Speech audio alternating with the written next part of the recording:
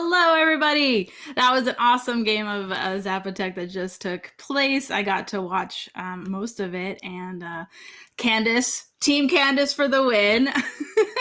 I am Steph Hodge, and I am so excited to be here with Fabio Lopiano, who designed Hi. Zapotec. How are you doing? Hi, I'm good. How are you? Doing well, thank you. So did you just watch what just happened? Candace just destroyed everybody. So I wanted to touch on that a little bit because in the chat you had actually just written it's more beneficial to make multiple pyramids. Now I've been in a game where I won doing what Candace did, but Rainer came from behind with his pyramid strategy. Mm-hmm. So I think it's really cool. If you wanted to touch on your comment a little bit, I'm curious to hear what you say. Yeah, so of course the game is so that you can win in different ways. And you could try and get a lot of points from pyramids if you, from the start of the game, you look at what the scoring pyramids are going to be and start building in those areas so that on the third round you start building the base level, and then fourth and fifth round you complete the pyramid. That's 15 times as many houses you built. That could be a plus. Yeah, that could be like some big points. But you need to kind of pick a pyramid and start working for that before you actually start beating on it. So that on your first 2 turns, you place houses that will score for the pyramid you're going to build on the third round. And you need to build your one row that provides you one of each and a priest, so you can build a pyramid level every round. So it requires some planning, but it's more rewarding. Of course, going up the track is usually the simplest thing, and it might give you a big boost, but it's not the best. Not always the best. Depends on what else is going on in the game. Yeah, for sure. You want to see what other people are doing and how you can benefit from what they're doing, and what the rewards are in those little cards at the bottom. That will change too. So, out of curiosity, since we're talking about Zapotec, tell us a little bit about like how did this come to be? Because it's obviously perfect for the Board&Dice lineup of games with the temple track. So tell me a little bit about this. It's not a coincidence, I guess. So actually, basically, that started about 2 years ago. Oh, okay, wow. This time. I was living in London at the time. I'm in Milan, in Italy right now. But nice. 2 years ago, I was living in London. And I used to play test with David Turzi, who also was living in London at the time. And like more or less like 2 years ago, I think it was April or maybe end of March, I was at this house and we played Tamatitsuyu, and then we played Merv. Nice. And then I said, yeah, you should make a Mesoamerican game. So we see you can actually use it for Board&Dice. And so I already had the half-baked game, which was more generic city building game at the time.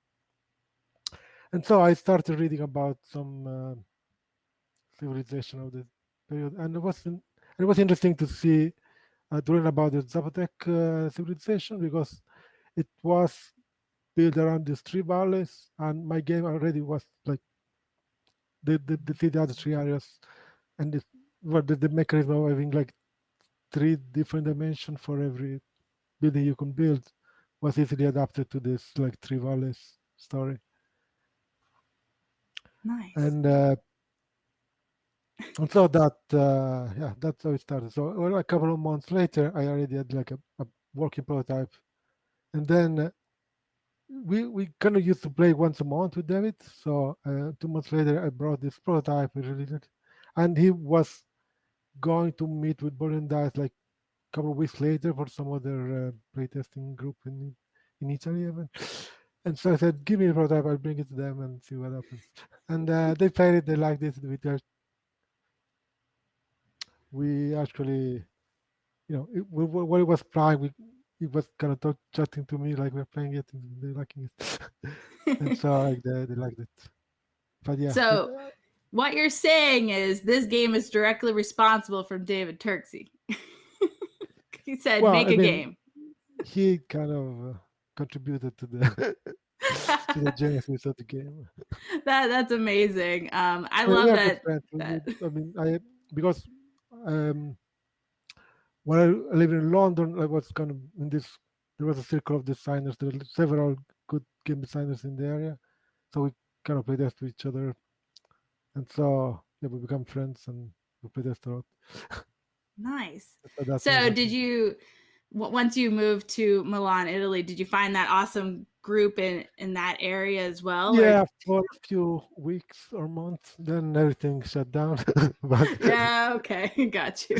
But yeah, so that was one of the reasons I actually moved here. So because in January 2019, I come to Italy for a weekend for one of these big playtesting events with all the big names, like Nathan Tashini, Luciani, and everyone else. Paolo Wow, Molis nice. was the host of the event, and then there, like I met a lot of great designers. So I said it's a good place to to be. And I was kind of tired of London, like with Brexit and everything going on. I said, okay, I wanted to go back to Europe, and Well, it's good to have a little change at times too. so So, I moved back to Italy with the intent of like playtest a lot and go to lots of conventions, and it worked for a few months. So I moved here in June, and during the 6 months until like December, January, every month I was going to some playtesting convention around Italy. So like I had a lots of opportunities to play, to meet other designers and start also collaborating with a few of them. And then January 2020, everything stopped. and that's right. so yeah, basically now I spend my life on tabletop simulator pretty much. I think we all do these days. Yeah. Have you found that the quarantine has helped or hurt your design process at all? Can you tell me about your Well, design process a little bit? it's hard to tell. It's hard to tell. It's much faster. So I iterate much faster. It's like changing a prototype. It takes me like 5 minutes now. I can rebuild the deck of cards and roll it, and it works. Don't have to cut and spend the night cutting paper Yeah. and things like that. Also, uh, I've access of much broader network of playtesters, basically, because everybody now playtests with everyone. Like everything is much easier from that point of view. Yeah. But the cons are that I have no idea what's going on around the table. Like, are people enjoying it, bored, like, or whether they're reacting, are they surprised that they're liking it? It's hard to tell. Like, you can kind of guess, Right. but it's very It's hard to harder judge, to get like, that if it's reaction. working or just they're being nice. like, Ah, yes. so that's But one. yeah, you must be Uh, able to find a bunch of people to help you out playtesting and stuff. yeah, Just yeah, no, because. I mean, it's that's easy. So I play test like now, like almost every day. Like Wow. that's everything I do. And I've left several different groups to play test with, but I don't have a good understanding of what the genuine reaction of people. Like it's different from when you play Yeah. the game, you see when they're choosing what to do, like if they're really struggling or they're kind of boringly picking the choice an option. On TDS, you can't really tell what's going on their Mhm. side. And then I have no idea how long my games will actually take for real. like That's true. some things are slower, some things are faster, and I don't know. And so, and for like at least like 4 or 5 prototypes, I've I've only the tabletop simulator version, so I don't know actually how a piece will actually feel in a hand.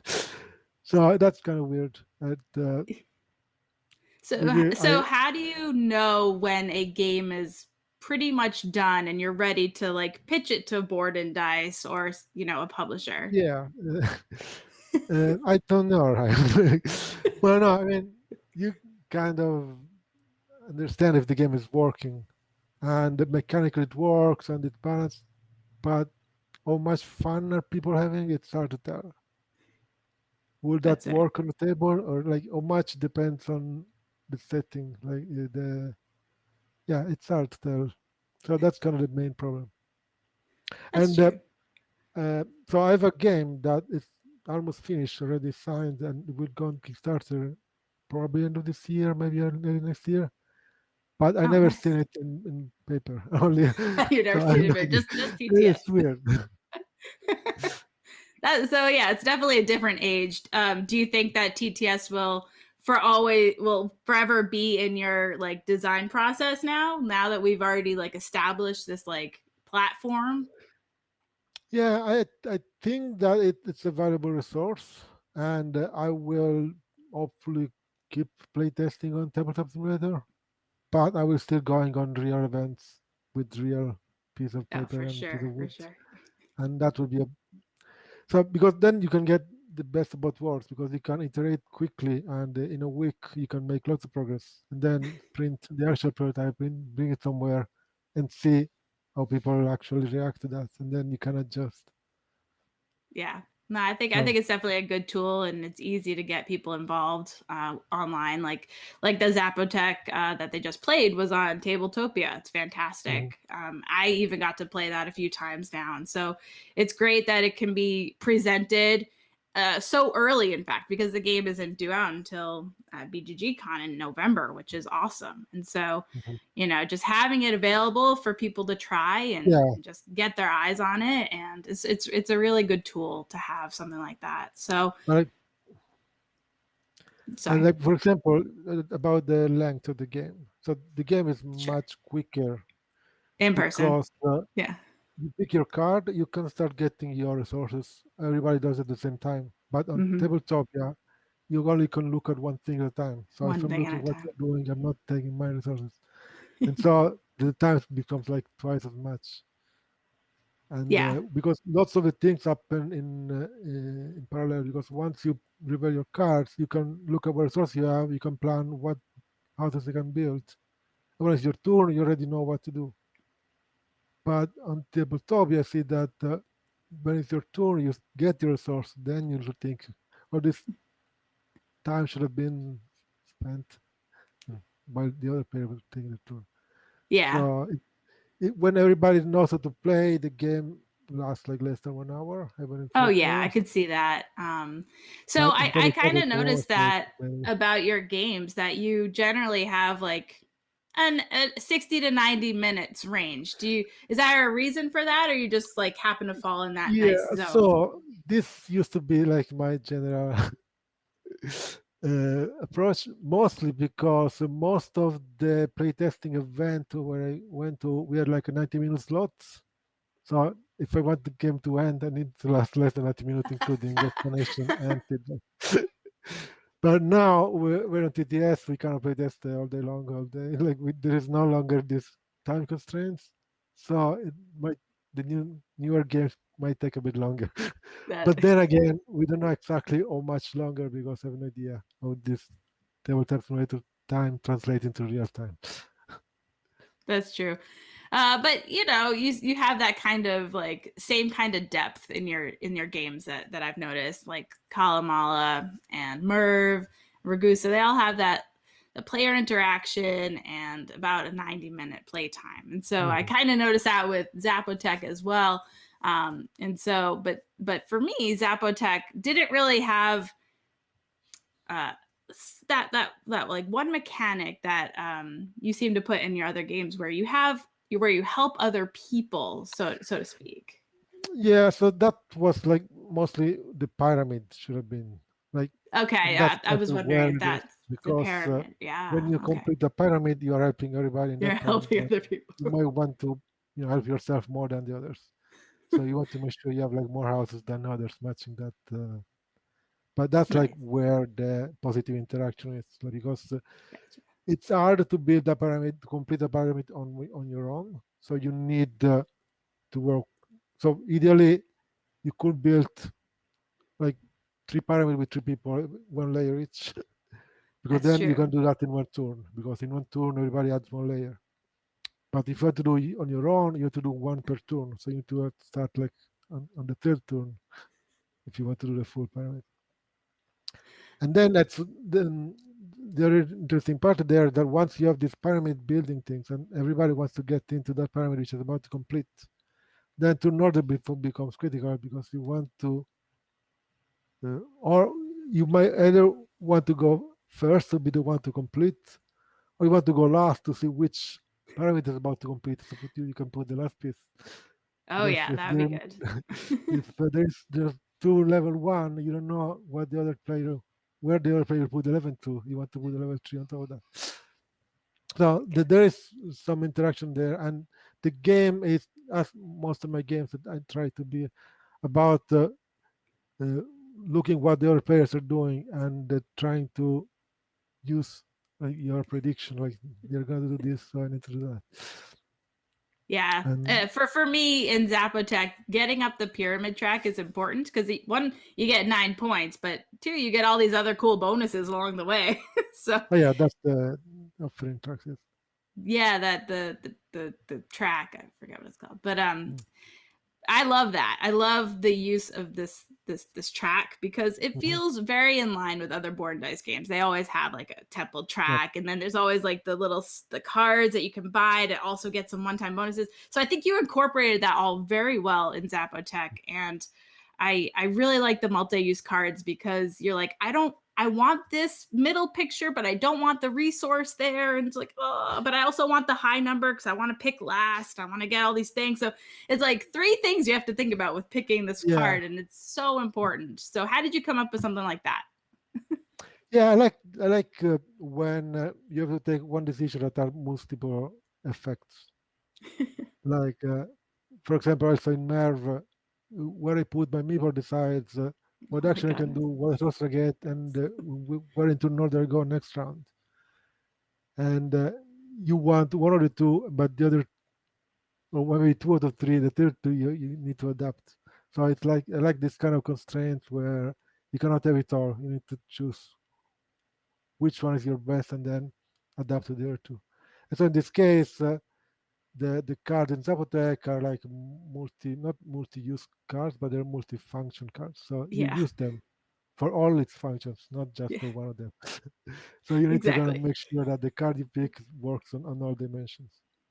Yeah, I know that I've definitely mispicked cards when, I'm like, I want that number. Oh, but I didn't think about the actual resource I was collecting. I'm like, oh no, I got to change my mind. Yeah, and also like the lowest number cards, like 1, 2, and 3, they let you build one type of building, but they give you the resource that building doesn't need. That's true. So okay. If you go first, you will probably build one, and you end up with like a useless thing. While the highest cards are like let you build in the region which have the most flexible place, like a full region you can build on, but you go last. So that's kind of the trade-off. Well, so that's why I think going last is like super important because you take that last card. So you get to decide which card is going to be scoring next round. I mean, that's huge. It's so good. Yeah. And maybe who's second to last will give you 2 options that both work for them. And then that's true. And that's like there are lots of and basically both Merv and Zapotec have this way of manipulating the turn order, which was kind of a reaction to, I mean, lots of people complained about Ragus and Kalamala where the turn order is fixed. Okay.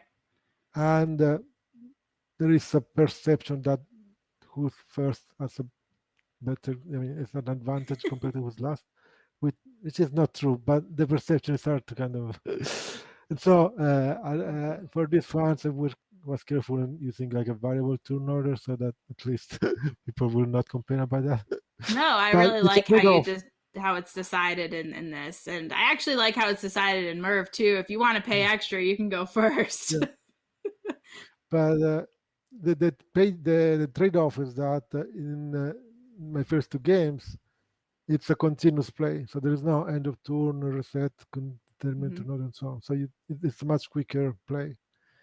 While both this and Mev have, you do the round, then you do the turn order, and then you do the next round. And maybe this turn you go first, next turn will be last. So you need to wait like 5 other people before it's your turn again.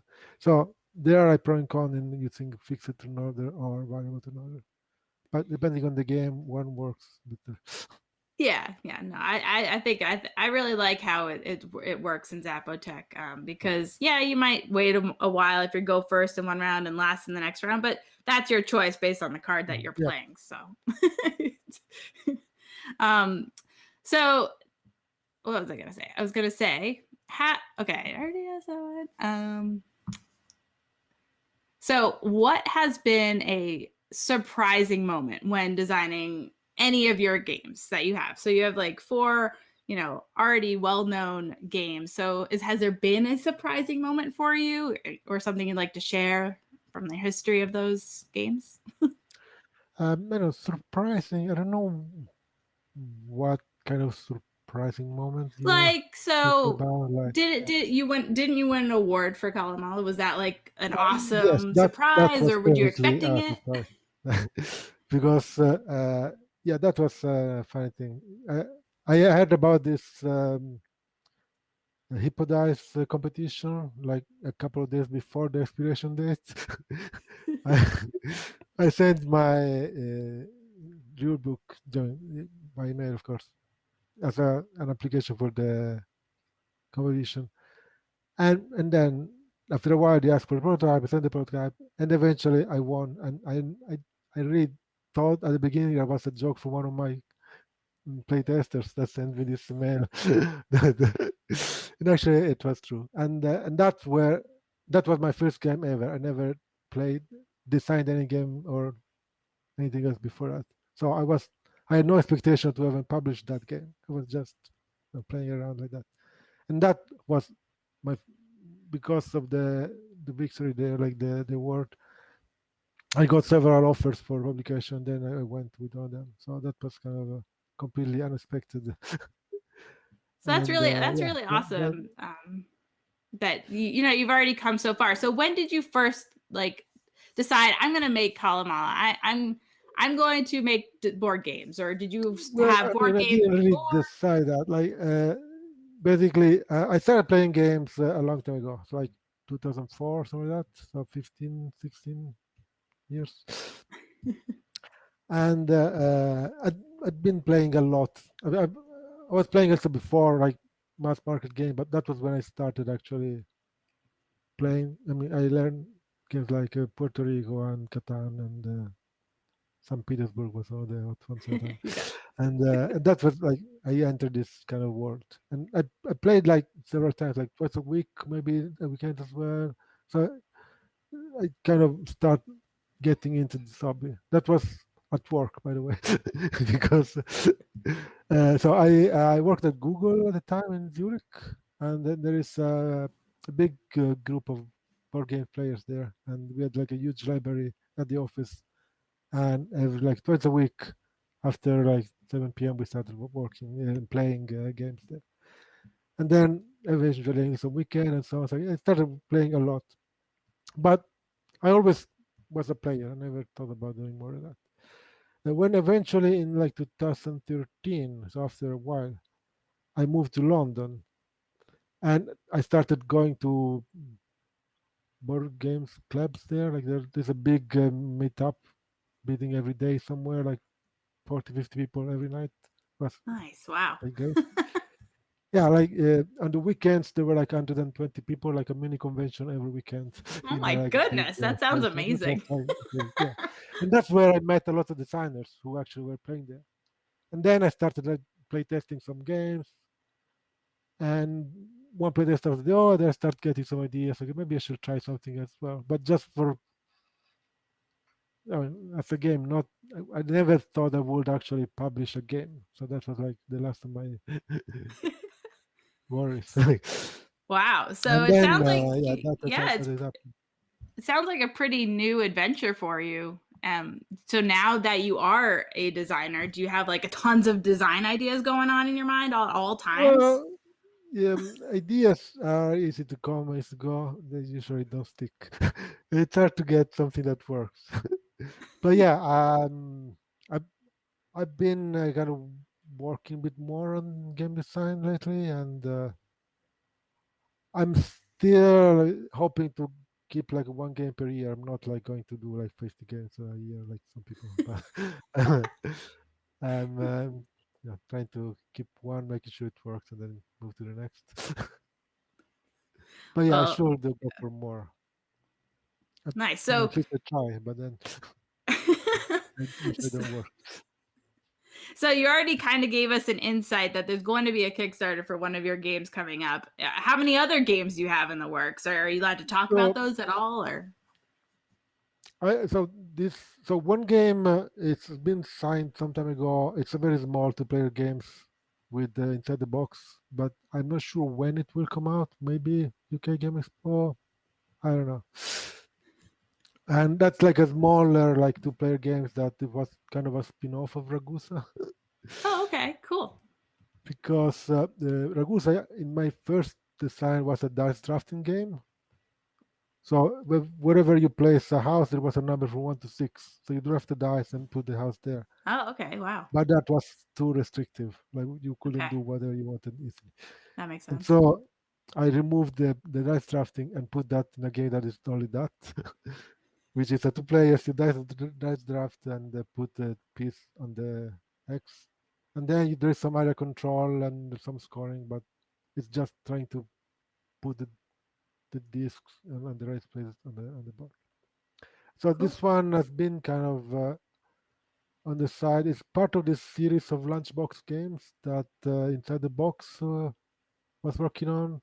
They did one or two, and mine is probably number 3 or 4. So I don't know exactly when it will come out.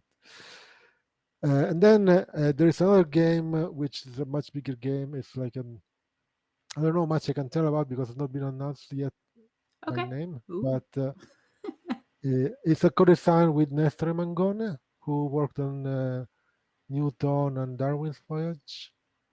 Okay, So yeah.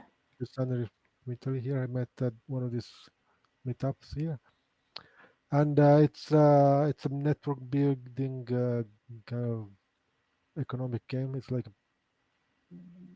the heaviest game I worked on so far. That's awesome. That sounds great. This will come up with Alecat. So okay, Alicat games. It's they say it's Q4 the Kickstarter, but they will announce the actual title eventually. Wow, Will be in the nice. series after Thinner's Trail that was on Kickstarter early this year. So that would be the second game in that series. Oh. And then I have a few more, but I haven't pitched them to publisher. So which it's also kind of because I'm not going to any conventions and I'm not sure how this game works. It's hard to kind of push these games like so I don't know. I'm hoping for actual real life conventions to come back and then pitch a bunch of games all at once maybe. Yeah, we all want conventions to come back for sure. At least meetups anyway. So I know I got my second shot, so that will be happening for me really soon. Been waiting for my first year. yeah. So any day now, right? Any day. So I do have a question that I was watching an earlier stream today with Board Game Jess, and she asked a question. If you could pick any designer to co-design a game with, which designer would you try and design a game with? I like this. Probably Simone Luciani would be a good pick. Yeah, well, sure. All right, so that's not a stretch for you because you know him. Yeah, I know him, but he's always super busy and is working on lots of games. But that's true. Nice. Well, you'll get in there. You'll get in there. It will happen. We'll make it happen. So let's see. We got that. I had a list. I have a whole bunch of questions here. I just want to make sure I get them all right. So do you have any advice for aspiring designers? Like, how do you start? What would you suggest that they do? I don't know. I can suggest what I did. I don't know if it's enough. But it's playtesting. So finding a group of other designers and start mostly testing other people's game. You learn a lot. especially if you find some good designer to test for, you learn a lot. And then I don't know. I'm not much of a sales person myself, so I never pitched a game to a publisher, and they always kind of come to me and ask for games. So at least like it kind of worked like this so far. So I'm not very good at advising for how to pitch a game. But if you play this a game a lot, at some point somebody will notice and they will like it. That's it. Works for me at least. Yeah, just keep working at it and get advice from whomever you can, And basically. but yeah, testing is whenever you have an idea, make a prototype and see why it doesn't work, and then keep fixing it until it Keep works. doing it. Nice. So just what have you been playing the most recently? What game like do you keep finding yourself playing? Okay, I don't know. I one of those people that play all kind of different games. So most games I play once, maybe twice if they're good. So except for I don't know things like Pandemic Legacy, I played like 15 or 16 times because I had too Sure. much to play. So There are some you don't have games a favorite game? I do. I mean, I like games like Talking, for example, or Macau is one of my favorite, and Lorenzo, for example, and lots of Luxembourg games like Agricola Fan, like Puerto Rico. Like the games I played most are the old games Yeah, I hear you. because at the time I played game a lot. Like Puerto Rico, I played like once a week for the first couple of few months or even more. But now I maybe play games once a week on TTS and play tests like 5 times a week.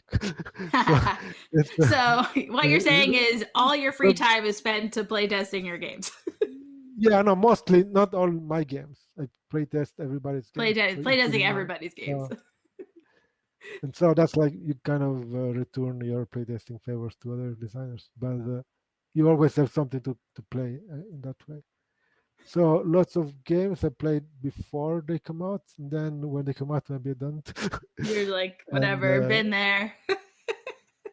Yeah, I don't know. Like I played, for example, I played several games of Anachrony, but never on the printed version. Well, you know, you play when you can, and then it comes out. I've played a lot of prototypes too, so I kind of know what you're saying. It's like, okay, I play a lot in prototype. I played Zapotec, for example, twice. Yeah. I'm like, okay, when it comes out, I'd be like, well, I played that like a year ago.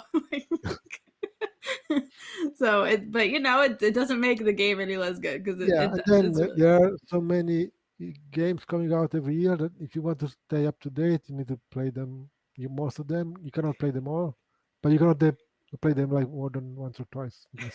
I can play them all. You don't know. I can do it. Yeah, I know. I know. So, do you have other hobbies other than designing games, playing games? Well, I don't know. I used to travel a lot. Now I have to come back to that soon. I like watching movies, and I kind of a movie buff. But yeah, I don't have weird like Irish dancing or things like that. Obviously. Nice. Now, do you like? So I'm almost out of questions. So that's good because we're almost out of time. But I want to make sure we touch on everything. So, do you usually go into designing a game with a theme in mind, or you just always mechanics first, or? It depends. I think the theme is very important to actually find the right mechanics. So sometimes I don't have a theme. I start with the mechanic, then I find a theme, then I change the game so that the mechanic matches the theme, and the original mechanic goes away, like with the dice drafting in Ragusa, for example. Yeah, sure. and so yeah, you need a way to start, but then it's like a feedback loop where the team informs the mechanic and vice versa. So you kind of need to find a. But I need a team. I can't just. I mean, I've seen people making a game where like they have resource ABC, they do action X, Y, Z, and they get points. And I have no idea what's going on. And then they find a team for it, but they come with the mechanic first. But instead, I need to know what I'm doing. Like I'm a player. Who am I? What am I doing? Why? Why am I doing And it? then Yeah. without that, I can't find what the actions are for. How do you get points? Which is weird Nice. because then uh, it might, like when Blazely said before, like, it might look that it's just a euro, but everything makes sense in the team if you know what the team is. Or which it's hard to convey to players who just learn the rules without knowing what things mean. Yeah, So I yeah. can understand that. I play with thematic gamers, so they really like to know exactly like what's what and the token, what's the name of it, and to know every little thing. And I'm just kind of like, hey, if I know what the mechanic is, I'm good. so, so you think you fall more into I need to know what everything goes and how it plays out. That's how you like figure that out. Yeah, and yeah, it's also easier to understand how to play, as in how to play well. Like if you know what the story of the game, that gives you an hint on what to do in order to win. Yes. Because if the game is about building the city, you want to build the city, and if it's about defending an attack, you want to defend. But you need to know what the story is so that you can follow that story, because that's what the game usually push you to do in order to win. Yeah, there was like almost a follow up question. Do you approach the game design with an end game goal in mind first, or do you focus on the key actions a player must take and then kind of get there in the end? It's depends. It depends. It depends. So the thing is, the end goal. I may have a general idea what the story is gonna be, but then the actual how do you make points? It really depends. And so lately, I'm trying to find so the games I've been working on most recently don't have a victory point track. That you win with something that is worth some point at the end, depending on how the game goes around. Yeah.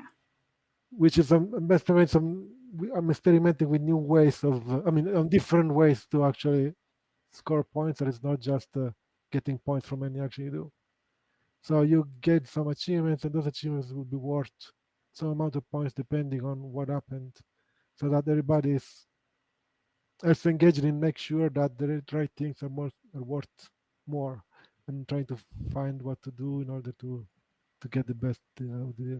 So it's an interesting way to find a new way, or I mean, not new, but like not the usual way of whatever you do gives you some points, and then the end was the most points wins. Well, yeah, I know there's a lot of different ways to score points in Merv. I was like, oh, I don't know what to do, but I'm going to focus on two things, and that's what I'm going to do. And that seemed to work pretty well. Not trying not to do a little bit of everything because you want to try and get Yeah, a couple strategy lines in Merv anyway. So yeah, meaningful actions because you like to have limited actions in your yeah, game. it's like you have a budget, so you need to spend it well. You cannot. Exactly. And yeah, another thing that it's kind of common in most of, I guess in all the four games you saw at least, is that you start with very little, and then you get more and more and more, and then the last turn you have like lots of resources to spend. That's common to pretty much all games, if resources or actions, but um, because that's also a good way to learn the game, where in the first turn you cannot do much, so you cannot screw up too much. And at the end of the game, you know everything, so you have like lots of things to do, and at that point you know what to do. So it's better to have lots of actions and resources to do at the end of the game than at the beginning. So at the beginning you build one or maybe two houses, but in the end game you go first step of the track, build the pyramids, do an offering, get a tire, and build three houses. So you might do a lot of stuff. Yes, absolutely. Rainer actually asked, What's your favorite board game component? Huh. I don't know. It might be the wooden cube. I'm a very Just a wooden old cube, school just a user. cube. I don't like too fancy things. Yeah. It's very Okay. versatile. It can mean anything and easy to grab. It's not even the Lots wooden of meeple. colors. It's just a wooden cube. Yeah, the meeple it's okay, but it's more restrictive of what it can be. Okay, that's fair. A wooden cube can be anything. Yeah. All right, that's fair. That's fair. So that kind of makes me think that while you care about theme, you don't necessarily have an opinion on how the game looks, and you leave that up to the publisher to decide. Well, somehow yes, I like if it looks nice, of course. Well, yeah. And I mean, both the double deck and Merv look very nice, so I cannot complain about that. This is true. But yeah, I don't care like about fancy miniatures or like lots of kind of very unnecessary bits. So as long as the game works and it's functional, then I'm happy. Then you're happy as long as it Like looks good ergonomics and it's is out more there. important than aesthetics in a way. Nice, nice. So our time is near up, but I wanted to Okay. throw out anybody in the chat who has any questions that they wanted to ask. We could talk about that. Is there anything else you wanted to tell us about, Fabio, while we have you?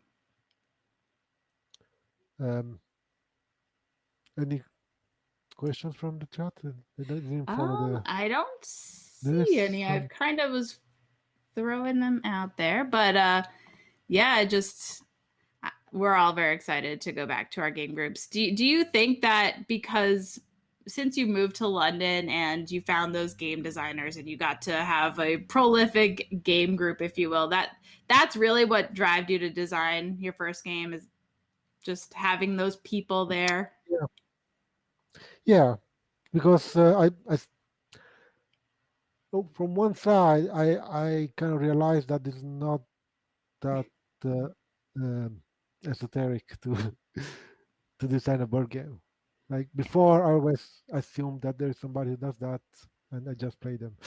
But then once you meet them, the people that actually do the board games, then you get more interested in like all the tricks, and you find out that it's actually fun to make up To with make a something. game. I'm Yeah. always been a thinker, like so I like to make things and build things, and then so it was kind of a natural step, kind of. So I needed just a small push to get that.